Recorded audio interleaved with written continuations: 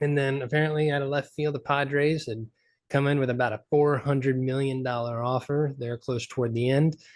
And when you look at how Judge handled everything, he did basically what he's supposed to do. He did the right things. He went and met with teams, he toured facilities, he sat down. I'm sure it was like a two-way interview, questions coming from both sides, trying to understand where the player is and where the team is and what the road forward would look like.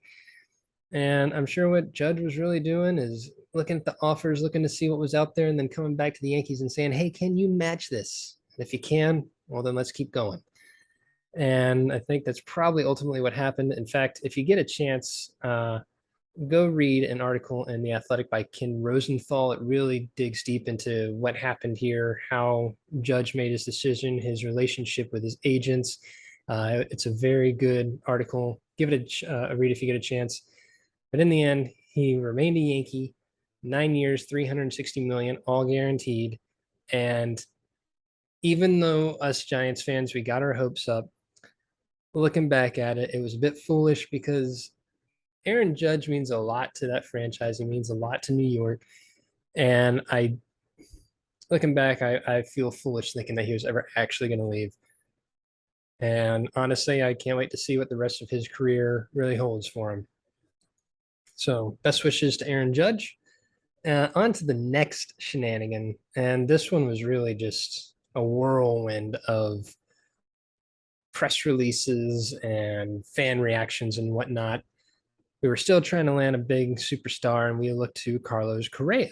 And on December 14th, it was announced the Giants had extended and Carlos Correa had agreed to a 13-year, $350 million contract.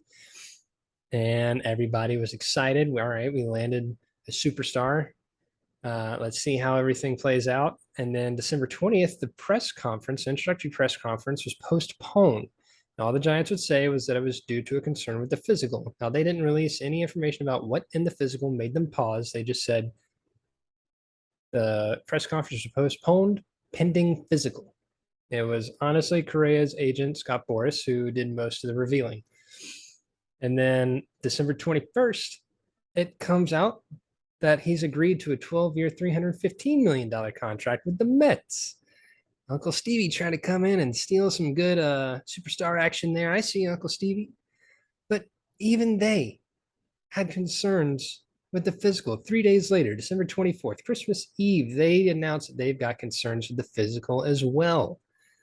And then it's not until January 10th that Correa finally agrees to a 6-year, $200 million contract with the Twins, who had originally offered him 10 years at 285 to extend with them. So they saved themselves 4 years and $85 million. And that's ended the Correa Chronicles. And honestly, like when I found out, the way I even found out that he had gone from Giants to Mets, uh, I was back home on vacation in Georgia. Woke up, it was like 6 a.m. And my dad, who's not a baseball fan, but he is a sports fan, he watches Sports Center almost every morning. He he asked me, he's like, "Hey, did you see or hear about that Correa contract?" I was like, "Yeah, 13 years, 350 million with the Giants. It's a lot. So it's a major contract, especially considering what the Giants normally do." He just kind of chuckled and was like, "Okay."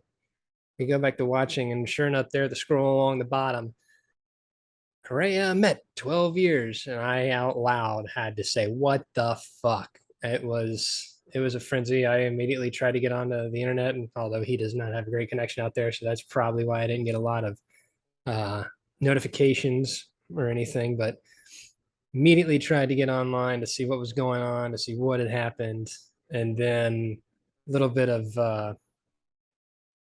trying to find the right word here. But once I saw that the Mets also had a problem with the physical, I kind of felt like, all right, okay, so we didn't mess up anything here. There was a legit thing. Once you see two teams willing to spend a lot of money, have the same concern, you kind of feel a little rectified, I guess. But so those were the two biggest shenanigan deals that went on for our offseason. So let's look at and remember a couple of the players that we ended up losing. Ended up losing Carlos Rodon, who had a fantastic year for us. He had a 5.4 baseball reference WAR. He was 14-8, 2.88 ERA, 2.25 FIP.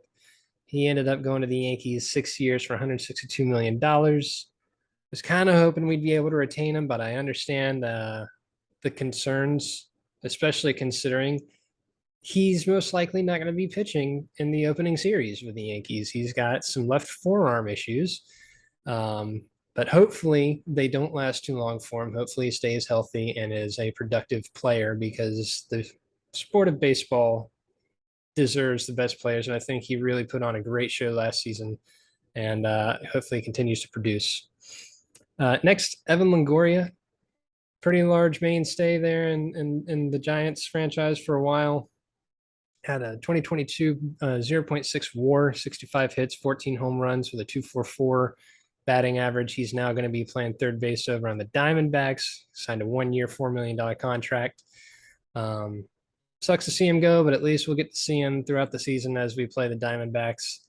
And hopefully he's able to still produce and stay healthy, because it's fun to watch him play. He had a couple of great defensive plays last year that were just really fun to see as highlights. And then last but not least, one of the last mainstays of the early 2010s, Brandon Belt. He had a kind of an off 2022, which makes sense considering how much he was dealing with certain injuries. His knee there at the end when he had to get finally decided to get surgery.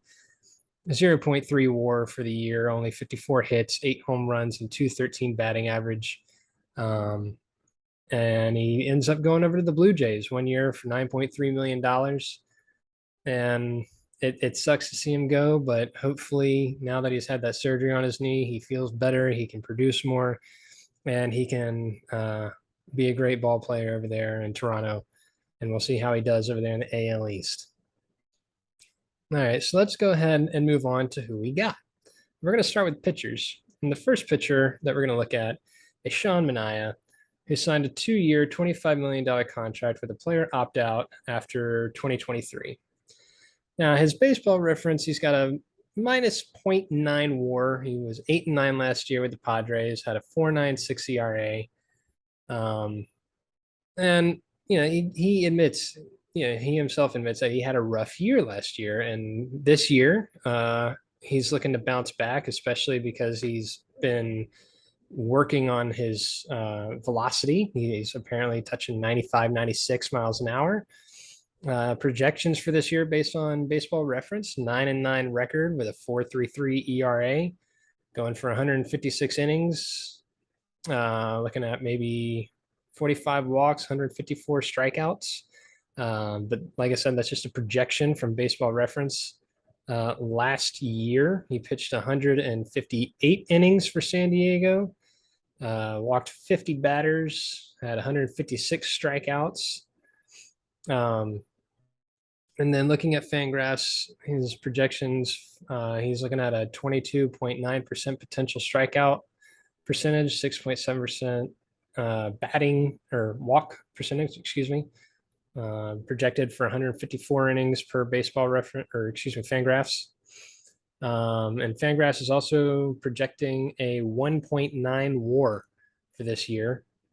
And then you look at his Baseball Savant page. For last year, he had a 91 mile an hour fastball. And like I said, already in spring training, he's touching 95, 96. They're saying that his fastball is settling in between 93 and 95 pretty consistently. Got an 85 mile an hour changeup, 82 slider, and a 77 curve that he throws maybe 1% of the time. And as for his 2022 MLB percentile rankings, the highest he had, he was 98th percentile in extension. Everything else is kind of average or below average. So we'll see how he can bounce back this year. Like with walk and strikes, he was right there, right in the average, 52% in the walk percentage and 51% of the strikeout percentage.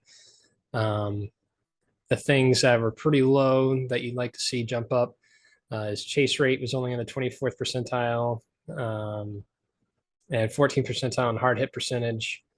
So hopefully those can tick up closer to the average. And listening to some of his interviews, reading some of his interviews, it sounds like he's really looking forward to play, which I get that a lot of A lot of players, especially when they switch teams, that's definitely what they're going to say. Yes, I'm looking forward to playing for the team, but it sounds like he really focused on some of his mechanics in the offseason, really worked on some of the things that he needed to, and he's apparently looking to become more of a power pitcher instead of a ground ball contact pitcher. So we'll see how that works out for him. Hopefully, the things that he wanted to work on and the things that he needed to really pay off for him and for us this year. We'll see how that ends up going. And after him, we ended up signing Ross Stripling. Well, Chicken Strip, as he's nicknamed, he signed a contract also for 2 years, $25 million with a player opt out after 2023. And for 2022, he had a 2.7 WAR, 10 wins, 4 losses, 3.01 ERA. Coming over from Toronto. And like I said, 3.01 ERA, pitched 134.1 innings, had 111 strikeouts, walked 20 batters. Right now, his projections per Baseball Reference are an 8-6 record with a 3.84 ERA, going for maybe 129 innings pitched with 33 walks and 112 strikeouts. And then, per Fangraphs, they're projecting him to pitch 144 innings with a 20.3% strikeout rate and a 5.8% walk rate.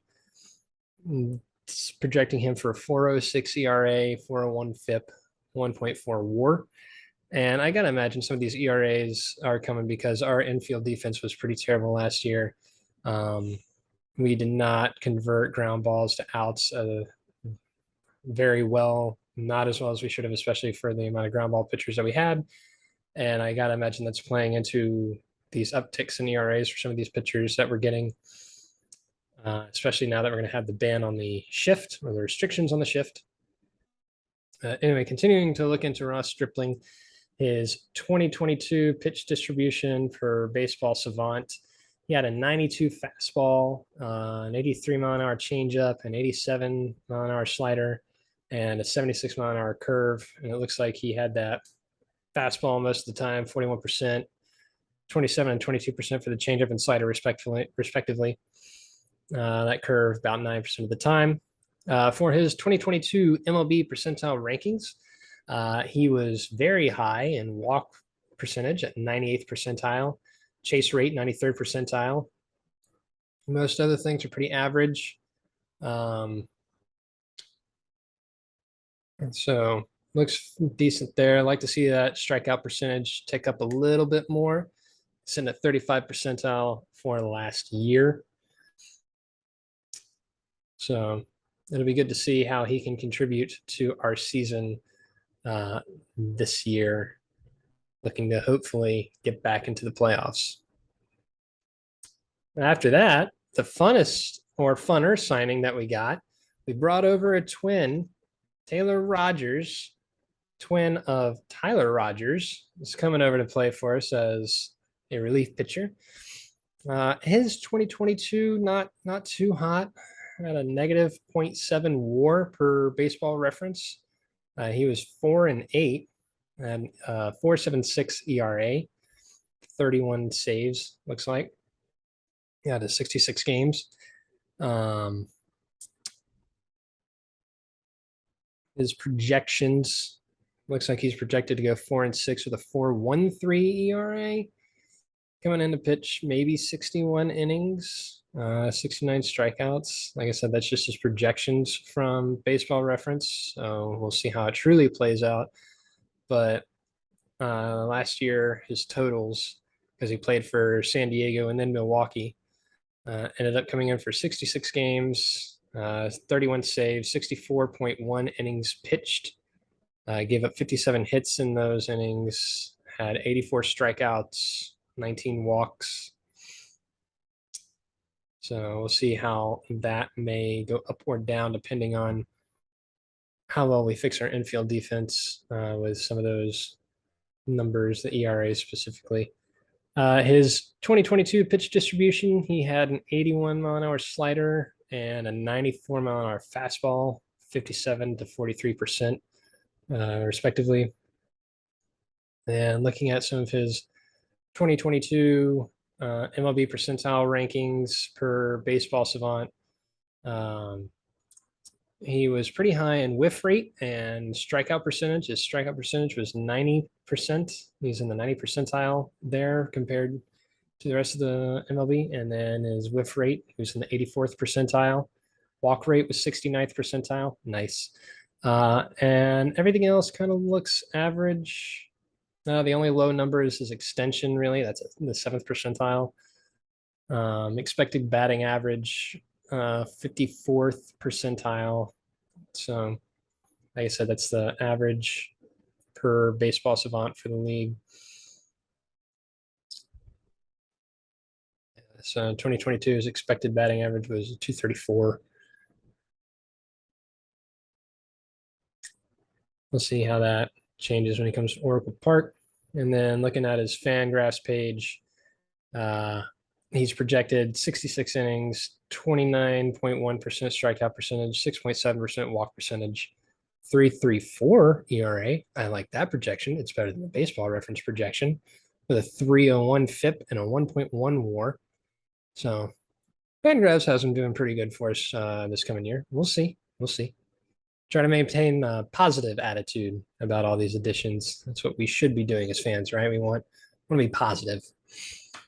And now we come over to Michael Conforto, who last year was recovering from surgery. So there are no 2022 numbers to look at, but we do have some 2021 numbers that we can look at. And 2021 for the Mets, he had 479 plate appearances, 406 at-bats, 20 doubles, no triples, 14 home runs, 55 RBIs, drew 59 walks, struck out 104 times. Batting average 232 and a 729 OPS. His highest OPS was 939 back in 2017. And 2020, he had a 927 OPS, but let's not forget that the 2020 season was shortened, so that is a smaller sample pool there for those numbers. OPS plus, he's been good last year, or excuse me, 2021 he was average. He only was at 100. Last time he was below 100 was 2016, and when he was 95 on his OPS plus. But everything else is above 120. So highest was 154 in that shortened 2020 season. Second highest was 148 in that 2017 season. So hopefully now that he's had that surgery and he's recovered for an entire year, maybe he'll be closer to that 2017 season. If he can land right in the middle of the 2017 season and that 2021 season, that'd be pretty cool too. Looking over at his Baseball Savant page, his top areas, he's got an 88 percentile and walk percentage, 81st percentile in his chase rate, 89th percentile arm strength. So that's good to see. They've been easing him into kind of his throwing progressions throughout spring training because they definitely want to make sure that we can keep him healthy for as long as possible. When you're coming off recovering for an entire year, you want to make sure you kind of ease into everything. Outs above average, 72nd percentile. His whiff rate is at the 62nd percentile. And then everything else is relatively average. The lowest out of that is his exit velocity. He's in the 35th percentile there. So not too shabby, not too bad. Looks like he'll be a good productive player for the Giants in our lineup. And looking at his hit spray chart, looks pretty nice. There are quite a few doubles in here in this spray chart from other parks that would be home runs in Oracle Park. So that's nice to see when some of those shorter balls can be actual home runs in our park.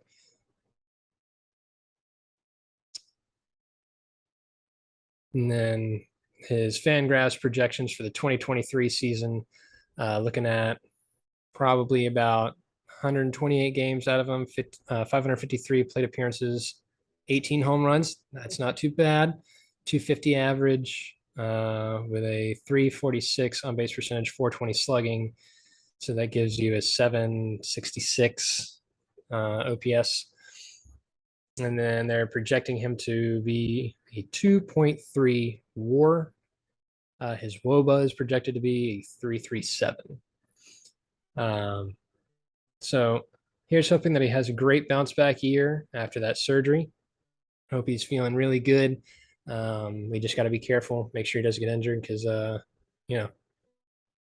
want him to be there for the long haul. And by the way, I forgot to mention Taylor Rogers and Michael Conforto's contracts. Let me go back. Taylor Rogers, by the way, was 3 years, $33 million. Michael Conforto's 2 years, $36 million with a player opt out after 2023. Requires 350 plate appearances. Now we're on to Mitch Haniger, whose contract is 3 years, $43 million with a player opt out after 24.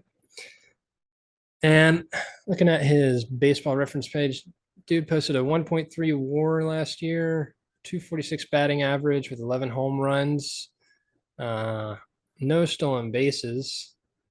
Baseball references projecting for him to have about 393 plate appearances, 14 doubles, 1 triple, and 18 home runs. 18 home runs is not bad. Definitely an improvement over that 11.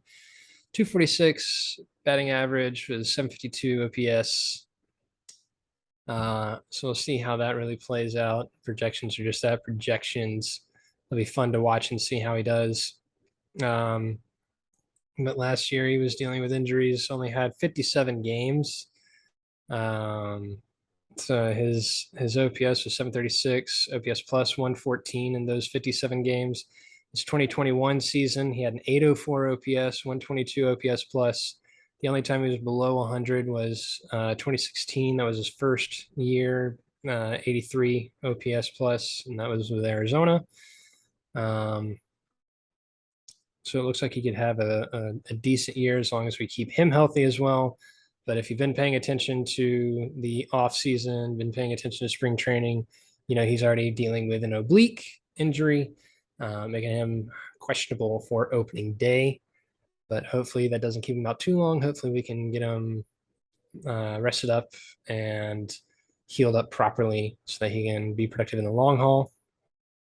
Looking at his 2022 MLB percentile rankings, 80th in arm strength and 73rd percentile in max exit velocity. Sprint speed kind of low. He's 39th percentile, so his average. We'll see how he does out there in the outfield. His spray chart, just a couple of hits that looked like they were doubles before, but could be home runs in Oracle Park. It's always fun to look at spray charts. I like seeing those.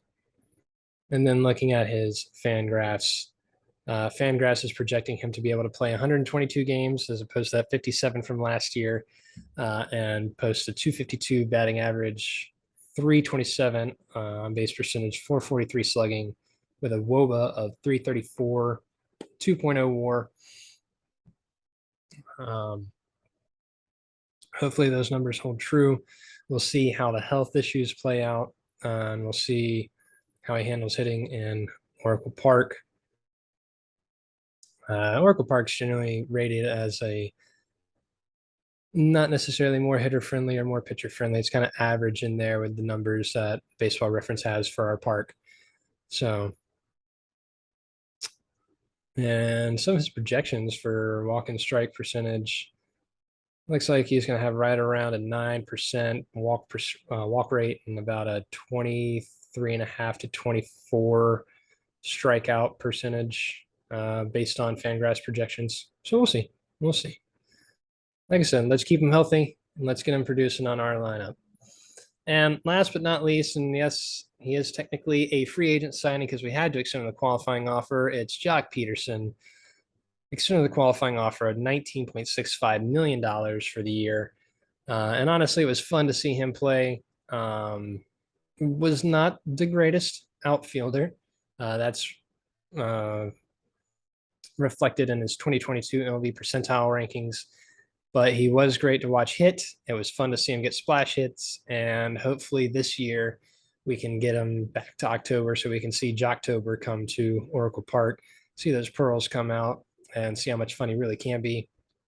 Last year for us, he did have a 1.3 WAR, Hit 23 home runs, had a 274 batting average, 3 stolen bases, 70 RBIs.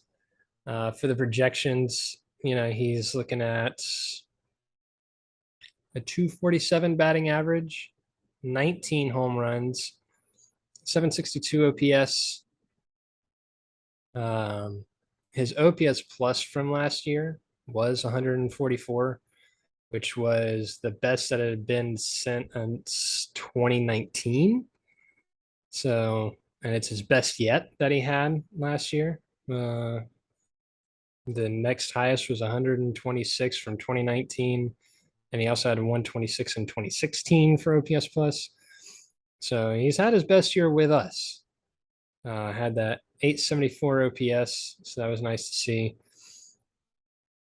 I think most likely he'll probably be DHing for us more often than not, as far as his position with us, because now that we picked up Conforto and Haniger to be in the outfield, but like I just said, Haniger's already dealing with oblique injury, so we'll see what happens there. Looking at Jock's 2022 MLB percentile rankings from Baseball Savant, a lot of red up here. 98th in exit velocity, 95th in expected WOBA, 95th in barrel percentage, max exit velocity, hard hit percentage. All of this was in the red. His only low numbers are sprint speed. He was 20th percentile there. Outs above average, second percent. Outfield jump, second percentile. And arm strength was 44. So that one's more average. So like I said, that's why he will most likely be DHing based on a lot of what I've seen and heard. They're also playing around with him at first, which would be interesting to see. I guess trying to get him some flexibility there and where he can play. Make sure that our lineup can be as supportive as possible. Looking at his Fangraphs projections. So Fangraphs is projecting him to hit 23 home runs again. I like that better than the baseball reference projection. 246 average, 328 on base percentage, 452 slugging. So they're projecting his slugging is going to come down a little bit. Expected WOBA is going to come down a little bit to 338, but the posting a 2.0 WAR. His last year per Fangraphs, his WAR was 2.1, which is different from the 1.3 WAR that Baseball Reference has listed. That's one thing I need to research. Anybody that's watching this that knows better than I do, tell me why there's a difference in the Fangraphs and the Baseball Reference WAR. What do they use to really calculate that? If not, I'm just going to look it up on my own, and I'll probably talk about it next podcast. But whatever. It can be helpful, or you don't have to be. It's fine. So those are who we ended up signing in the offseason.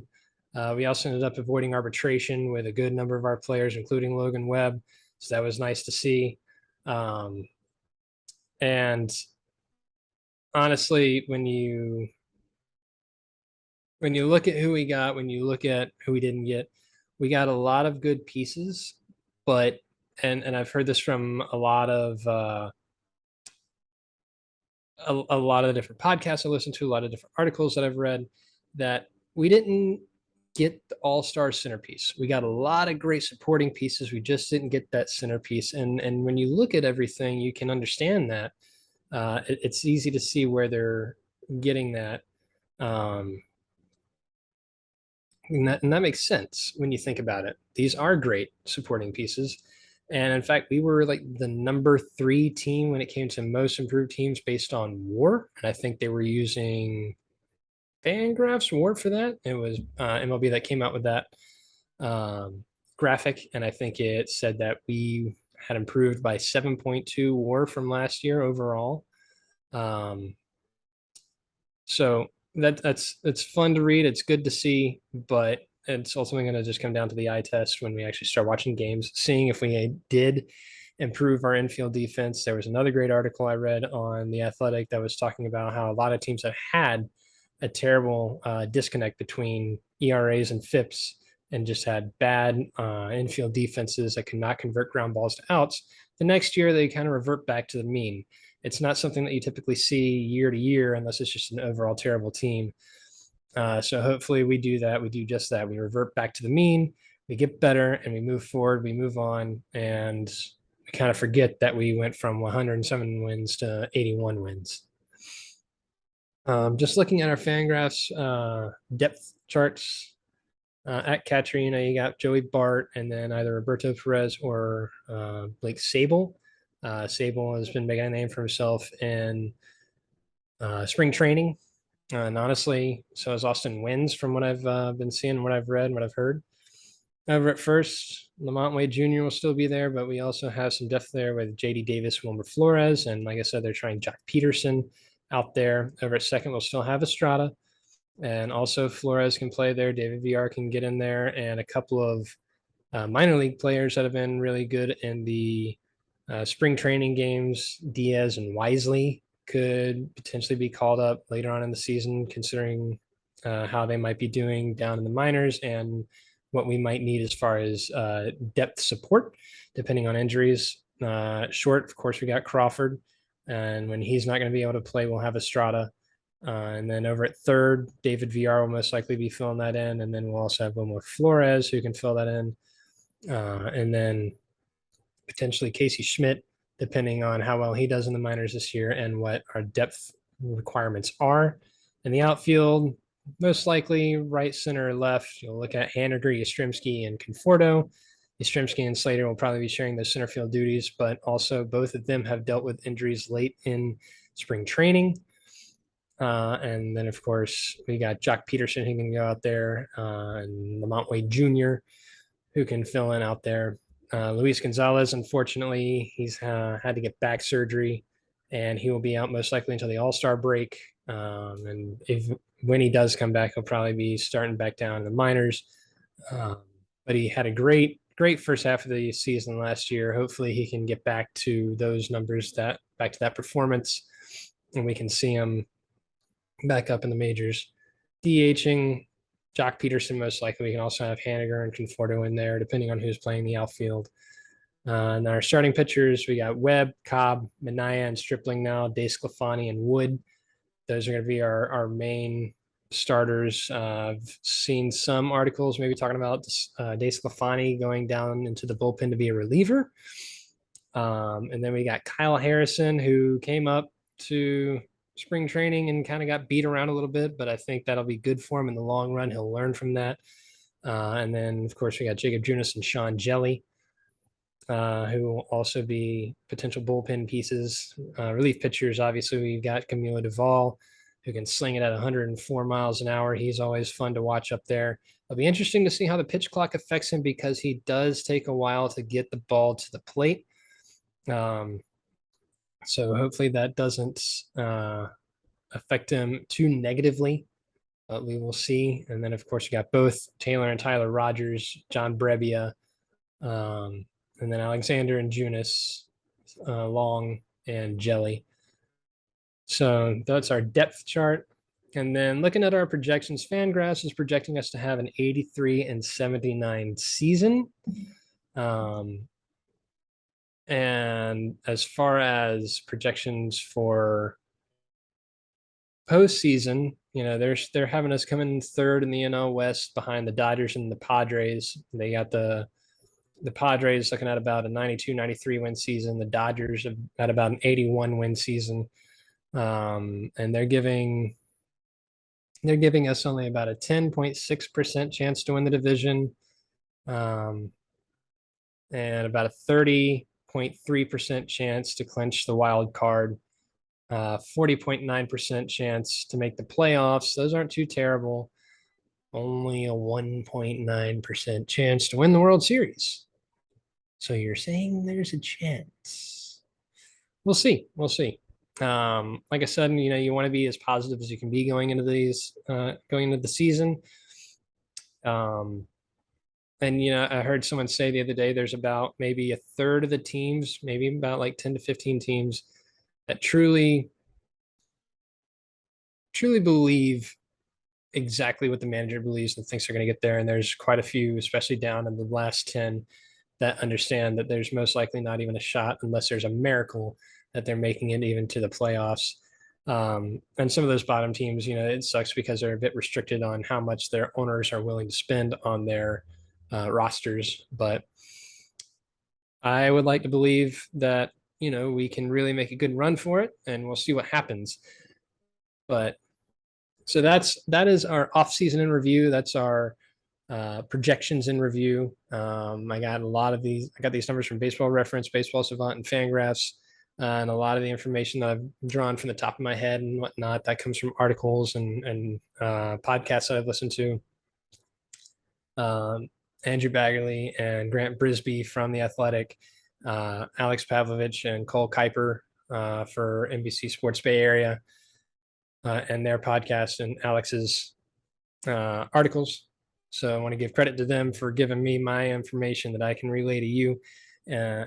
So for the rest of the season, what I really want to do is I want to do this series by series, the weekend series and then the weekday series, and really look into the numbers, see what happened during the games, see the percentages that we had, how are the pitchers doing, how are our ground ball rates doing, how are the batting averages really doing, and then not only look at the numbers and break down the actual stats, but then compare it to the eye test. How do these players look while they're playing, while they're putting up these numbers?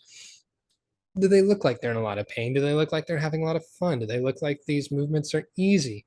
Because sometimes the explanations of dips in numbers really is as simple as they're not feeling the greatest that day. They're moving a little bit slower. They're a little bit sluggish. There's something that's nagging them. They might not be bringing up to the training staff quite yet.